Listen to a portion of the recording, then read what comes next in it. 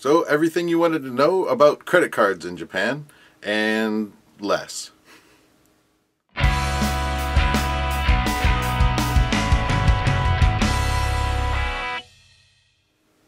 So credit cards in Japan work a little bit differently than most credit cards back home, and depending on where home is, for me the US, right? If you're familiar with American Express, then that's pretty much how most of the credit cards in Japan generally work. When you go to use your credit card to pay your bill at a department store or whatever, then they will ask you ikkai, nikai, ikkai, sankai, repayment, usually ikkai, nikai, sankai. So 1 time, 2 times, or 3 times. So how would you like to spread your payment out? Do you want to pay it all at once, over 2 months, or over 3 months? And all of these, basically, at the end of the month, when the credit card bill comes due, you pay the entire card off.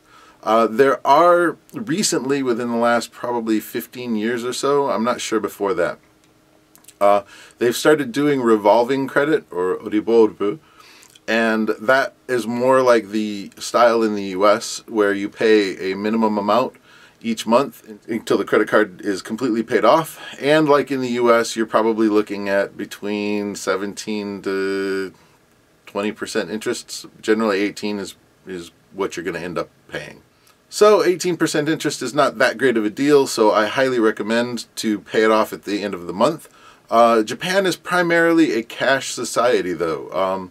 Almost everything can be paid in cash, and should be, although it's much easier to get your utilities now to be paid on the credit card, and credit cards like Yodobashi Camera's credit card have a really nice bonus system. It's like 1%, and then you get points to use at that store.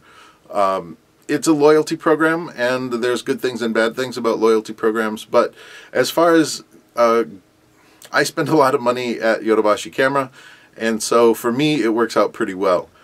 You can also get a small credit card loan, an advance on the card, and that will pay off at a different rate, but it will pay off every month like the revolving things do. They call it cashingu. And so depending on your card, it will let you borrow either 10 mon or 20 mon, and that way over however many months that takes, it'll get paid off. But again, you're still looking at about 18% interest, so you really need to be very careful about deciding to take that loan. On the good side for the loan, it's instant and you can do it at almost any ATM, and that's really convenient. Traditionally, credit cards in Japan have been pretty hard to get. I think they still are a little difficult to get. You have to have a good job and show that how much money you make each month, and so that can be a little bit complicated. And the form is all in Japanese, so you need to be able to read and figure out what it is that they're asking for to be able to apply for the card.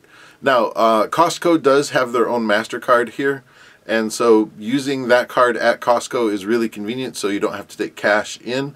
Although, again, at the end of the month, it's nice to not have a surprise and be like, oh, I can't believe I spent that much money this month. Yay! A couple of times those bill shocks have caught up with me, and it's like, oh, I don't have very much money to spend this month. Okay, so yeah, move along from there. Do you have to have a credit card in Japan? Probably not, but I would say it's a much more convenient way to pay for some things at some times. Japan doesn't seem to have a debit card system. At least I haven't come across it. If you have experience with debit cards in the U.S. where you have where it automatically pulls money out of your savings account, and if you tried that in Japan, please let me know, because that's interesting, but I don't know if I would do it or not, but I don't have any experience with it. So I think that's going to be it for today. Thank you very much, and I will talk to you later. See you.